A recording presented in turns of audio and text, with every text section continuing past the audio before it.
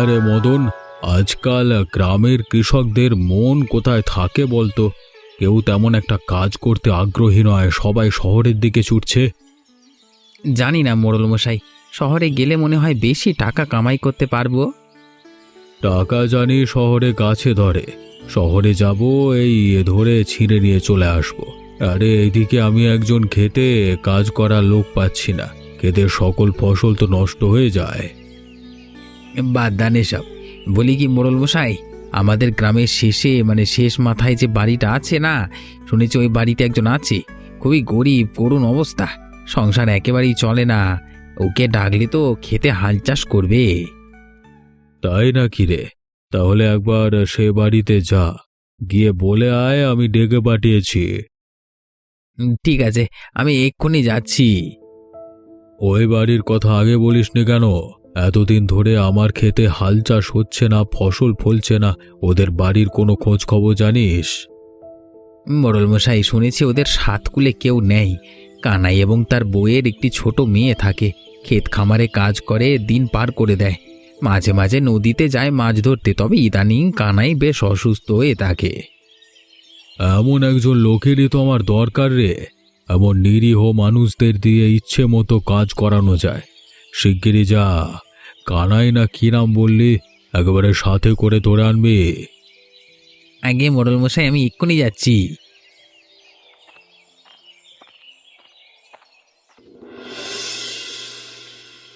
হ্যাঁ গো, এই কষ্ট আর কতদিন চলবে বলো তো?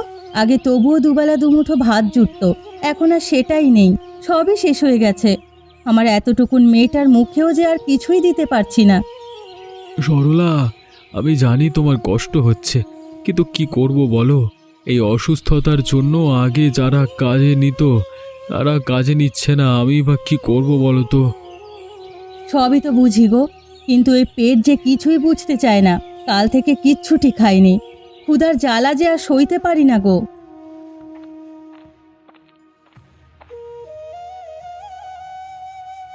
মা, মা গো, কিছু খেতে দাও না মা, আমার যে ভীষণ খিদে পেয়েছে। তোকে কি খেতে দি বলতো? ঘরে যে কিচ্ছুটি নেই, এক মুঠ শুকনো মুড়িও নেই যে তোকে সেটা জল দিয়ে খেতে দেব। কিন্তু মা, আমার যে ভীষণ খিদে পেয়েছে। সারাক্ষণ এত খিদে খিদে করিস নে তো রূপা, আমার একদম ভালো লাগে না। গিন্নি, মেয়েটাকে ওভাবে বলো না, ও ছোট মানুষ, ও কি আর এত কিছু বোঝে? ঠিক আছে, আমি এই খেতে চাইবো না। কি করব বলো তো? আমাদের বাড়ির আশেপাশে কোনো ঘর বাড়িও নেই যে কারোর বাড়িতে গিয়ে কাজ করে দুমুঠো ভাত এনে মেয়েটাকে খেতে দেব। কপাল দেখো, বাড়িখানাও আমাদের একদম গ্রামের শেষ মাথায়। বিধাতা বুঝে আমাদের কপালে সুখ একদমই লেখেনি গো। ঠিক বলেছ গিন্নি, বিধাতা আমাদের কপালে এক ফোঁটাও সুখ লেখেননি। লিখে থাকলে কি এত কষ্ট থাকতো? থাক, আর মন খারাপ করো না, আমি বাইরের দিকে গিয়ে দেখি যদি কোনো কাজ পাই।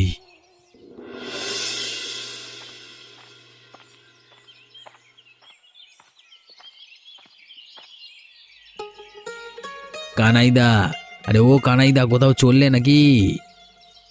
না গো দাদা, কোথায় আর যাব? দুদিন ধরে ঘরে বসা, মেয়েটা খিদের জ্বালায় কাঁদছে, তাই ভাবলাম যদি কোথাও কোনো কাজ পাই। তাহলে তো ভালো সময় এলাম গো, চলো দেখি, আমার সাথে চলো। কোথায় যাব? কোনো চিন্তা নাই গো দাদা, আমি তোমার জন্য একটা কাজের ব্যবস্থা করেছি। কি বলছো কি গো দাদা? সত্যি বলছো নাকি আমার সাথে ঠাট্টা করছো? এই দেখো, তোমার সাথে কি আমি ঠাট্টা করবার সম্পর্ক নাকি আমার? সত্যি সত্যি কাজের ব্যবস্থা করেছি। আরে মোড়লের খেতে তোমাকে আজ থেকে কাজ করতে হবে, রোজ রোজ কাজ পাবে সেখানে। বলছো কি গো? বিধাতা তোমার মঙ্গল করুক দাদা। ঠিক আছে, চলো আমি যাচ্ছি। তবে একটা কথা। আবার কি কথা? কর্তামশাই তোমাকে যা মাইনে দেবে সেখান থেকে তুমি আমাকে 3/1 টাকা দেবে। তুমি কি বললে দাদা? কাজের লোক মাত্র বড়জোর 150 থেকে 200 টাকা সব পায় আর কি। এর মধ্যে তোমাকে 1 ভাগ দিলে আমার সংসার চলবে কি করে? ভালো করে ভেবে দেখো কানাইদা, শেষে কাজ না পেলে এই টাকাটাও কিন্তু পকেটে ঢুকবে না। কিন্তু তুমি এই টাকাটা কেন কাটবে? আমি তোমাকে কাজ পাইয়ে দিলাম, আমার একটা লাভ রাখতে হবে না? ভেবে দেখো, আমি আবার জোর করে কিছু করি না। আমি চললাম, হ্যাঁ চললাম।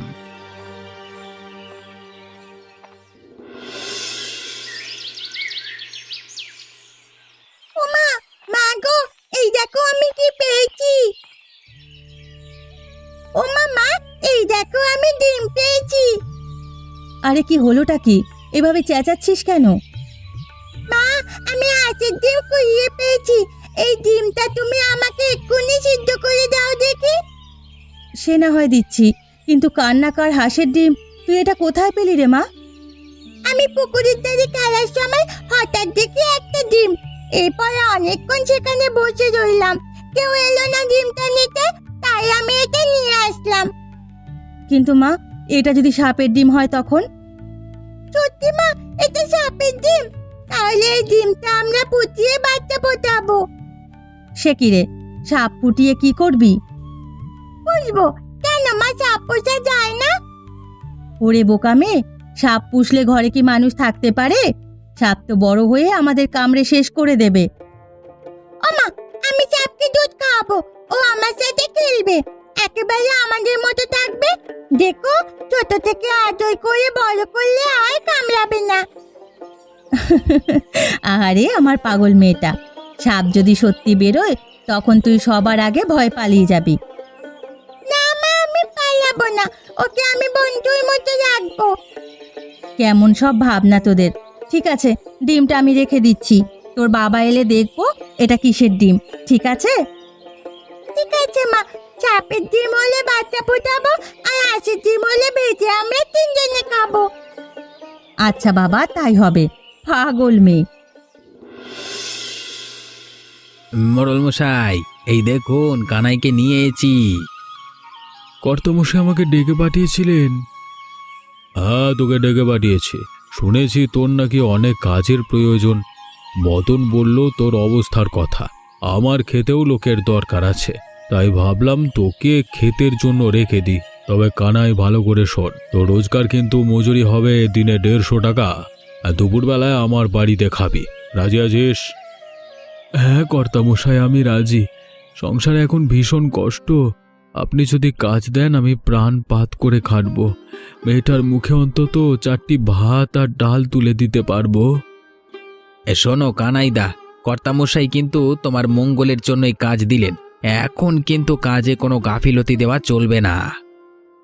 ঠিক বলেছ মদন, আমি যে টাকা দিই তার পূর্ণ কাজ আমি চাই।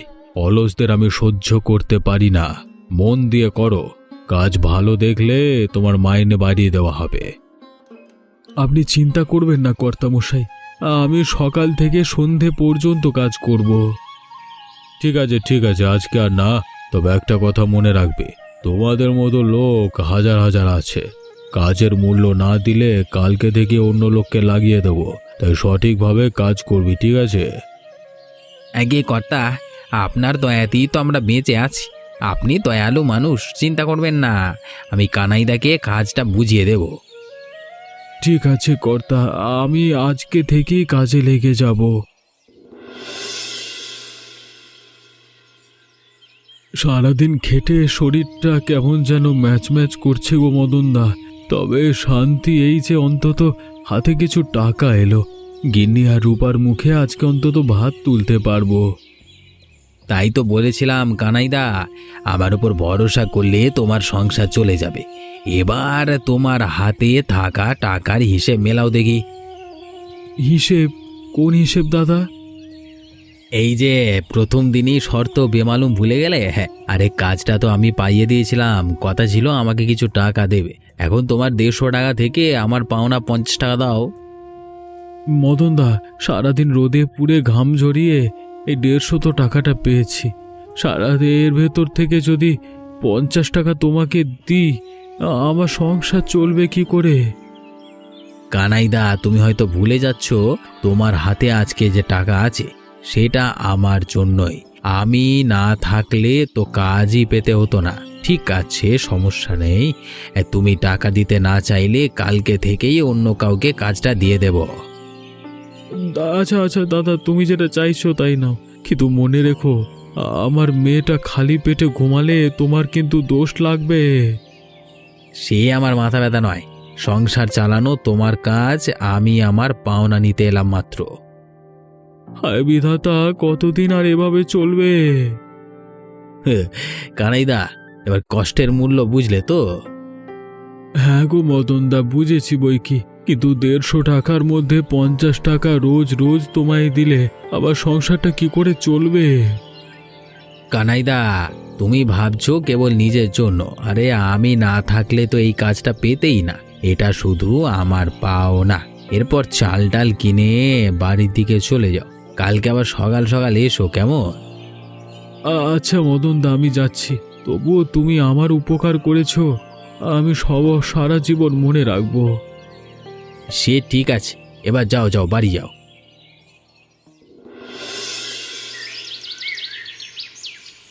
রূপামা, রূপামা কই রে মা? ও বাবা, তুমি এসেছো? এত দেরি করলে কেন বাবা?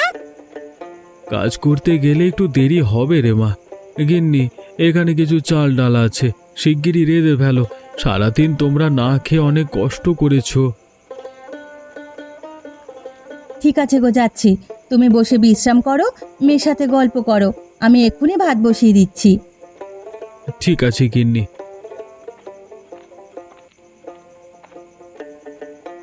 রূপামা, তুমি আজকে সারাদিন কি করলে? ও বাবা, আজকে আমি একটা সাপের ডিম পেয়েছি গো। সাপের ডিম? সে কি কথা, সাপের ডিম কোত্থেকে পেলি রে মা? হ্যাঁ গো বাবা, পুকুরের ধারে গাছের মধ্যে লুকানো ছিল, আমি খুব সাবধানে তুলে এনেছি। আমি ভেবেছিলাম ওটা হাঁসের ডিম, কিন্তু মা বললো ওটা নাকি সাপের ডিম। আরে বাপরে, তোমার সাহস দেখে তো আমি অনেক অবাক হচ্ছি গো। হ্যাঁ গো গিন্নি, ঘটনা কি গো? আর বলো না, পুকুর পাড়ে রূপা একটা ডিম কুড়িয়ে পেরেছে, বাড়ি এসে বলছে আমাকে সিদ্ধ করে দাও, আমি খাবো। আমি মজা করে শুধু বলেছি এটা যদি সাপের ডিম হয় তখন কি হবে। এরপর থেকেই মেয়ে শুরু করে দিয়েছে এই ডিম ফুটিয়ে সাপ বের করবে, এবার সেই সাপকে নাকি সে পুষবে। মা মেয়ে তবে এসব করো? ও বাবা, এটা তাহলে সাপের ডিম নয়? না রে মা, এটা হাঁসের ডিম। ডিমখানা পেয়ে ভালোই করেছিস রে মা, এখন ভাত আর এই ডালের সাথে ওই ডিম ভাজা করে খাওয়া যাবে। তা বেশ ভালোই হবে গিন্নি, খিদে যে আর তর সইছে না। তোমার আর কতক্ষণ লাগবে? ওই আর একটু, আমি ডিমখানা ভেজে থালায় খাবার দিচ্ছি। ঠিক আছে। ও বাবা বাবা, আজকে একটা বড় মাছ আনবে গো, আমি কতদিন মাছ দিয়ে ভাত খাইনি। মাছ খাবি রে মা? কি করবি রে মা, গরিব বাবার ঘরে জন্মেছিস, একটু মাছ ভাতও তো খেতে দিতে পারি না। ঘরে কিছু চাল আছে, আর চাল কিনতে হবে না, তুমি পারলে একটা মাছ আনো, মেয়েটা মুখ ফুটে খাবে বললো। দেখছি কি করা যায়, কাজে যাই তো আগে। আমারও কি ইচ্ছে করে না গো, কিন্তু কি করব বলো? ও বাবা, তোমার কষ্ট হলে মাছ আনতে হবে না, আমি আলু সেদ্ধ দিয়ে ভাত খেয়ে নেব। তোমাকে এত কিছু ভাবতে হবে না গো মা, আমি দেখছি কি করা যায়। ঠিক আছে বাবা, মা আমি খেয়ে এসে গেলাম। ঠিক আছে মা, যাও, খেয়াল রাখবে কারো কোনো অন্যায় করবে না। ঠিক আছে যাও মা, খেয়াল রাখবে, কারুর কোনো অন্যায় করবে না কিন্তু। আমিও বেরিয়ে যাই গিন্নি, আজকে আবার খেতে অনেক কাজ করতে হবে। ঠিক আছে গো, যাও। এই শোনো, মাছ আনলে খুব বড় মাছ এনো না, ছোট দেখে একটা এনো, মেয়েটার মুখে দিতে পারলেই হবে। ঠিক আছে, আমি যাই এরপর।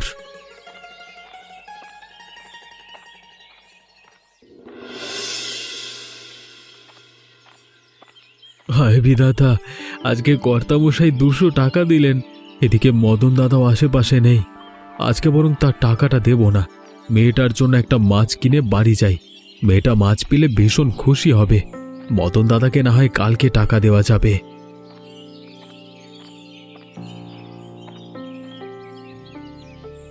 কি দাদা, মাছ নেবে?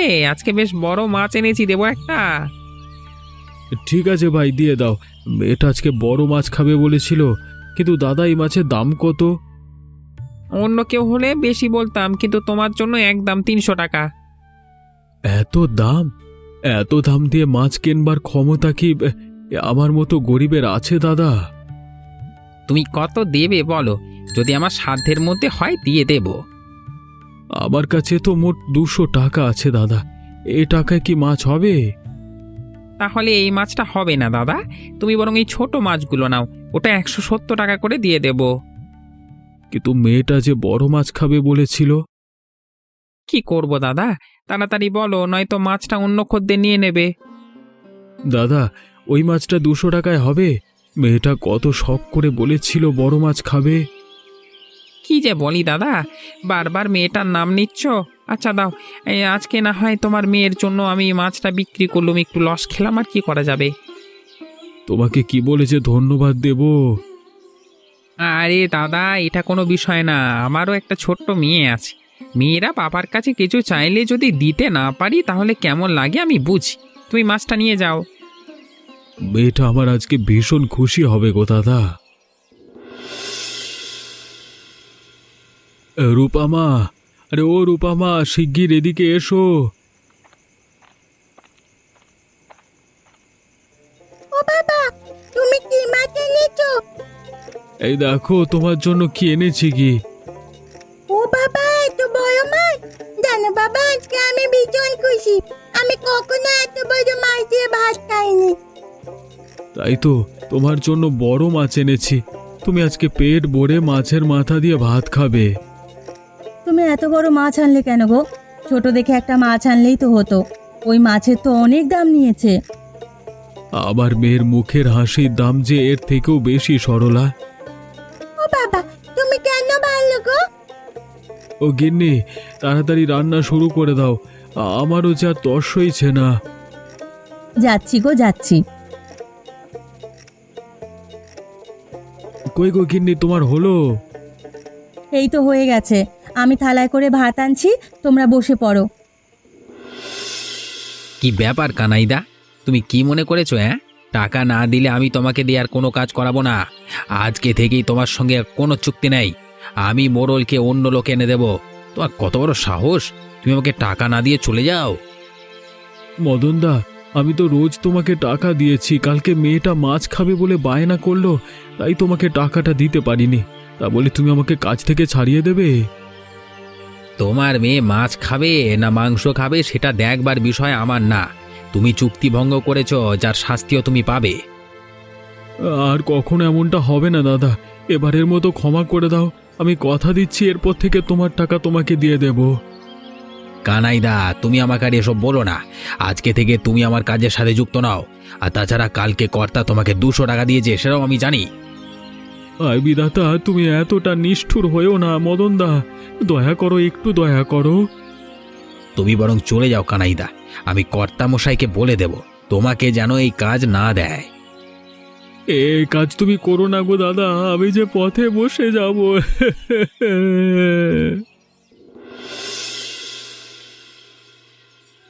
কর্তামশাই দয়া করুন, আমাকে কাজ থেকে বের করে দেবেন না। দয়া করুন আমার উপর, আমি যে বউ বাচ্চা নিয়ে না খেতে পেয়ে মরে যাব। কি হয়েছে কি? তোর কথা তো কিছুই বুঝতে পারছি না। আমি আপনাকে সব কিছু বলতে চাই। মদনদা আমাকে কাজ দিয়েছে বলে রোজ আমার থেকে 50 টাকা করে কেটে রাখে। আমি পাই ওই কটা টাকা, তার থেকে রোজ ওই 50 করে কেটে রাখতো। আমি রোজ দিতাম, না দিলে কাজ থেকে বের করে দেবে বলতো। গতকাল মেয়েটা মাছ খাবার বায়না করায় আমি আমি মদনদাকে টাকা দিতে পারিনি, তাই। আরে তাই নাকি? কি হলো এরপর? আমাকে আর কাজ দিতে যাচ্ছে না। মদনদা বলেছে আমি যেন এই কাজ না করি, সে নাকি আপনাকে নতুন লোক এনে দেবে। কে? মদনের এত সাহস হয় কি করে? তুই আমাকে আগে এসব বলিসনি কেন? ভয়ে ভয়ে কর্তামশাই, ভয়ে।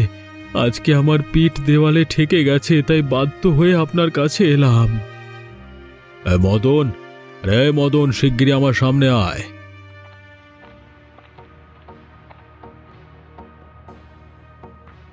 গিয়ে কর্তামশাই আমাকে ডেকেছেন? তুই কি ভেবেছিস কি অন্যের ঘামের টাকায় নিজের খুশি মেটাতে পারবি? বলি তোর এত বড় সাহস হয় কি করে? আগে কর্তামশাই, আমি তো কেবল কাজের বিনিময়ে চুক্তি করেছি। আর কোনো ব্যাখ্যা আমার লাগবে না। এখন থেকে কানাইকে তার উপার্জিত টাকার পুরোটাই দিয়ে দেবে। আর ওকে কাজ থেকে সরিয়ে দেওয়ার তুমি কে? নিজেকে কি মোড়ল ভাবতে শুরু করেছো? ক্ষমা করবেন কর্তামশাই, আমার ভুল হয়ে গেছে, আমি আর এমন ভুল করব না।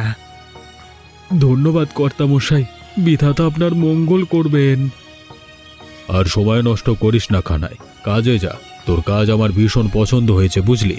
তোকে আমি 200 টাকা করে রোজ দেব। আগে কর্তামশাই।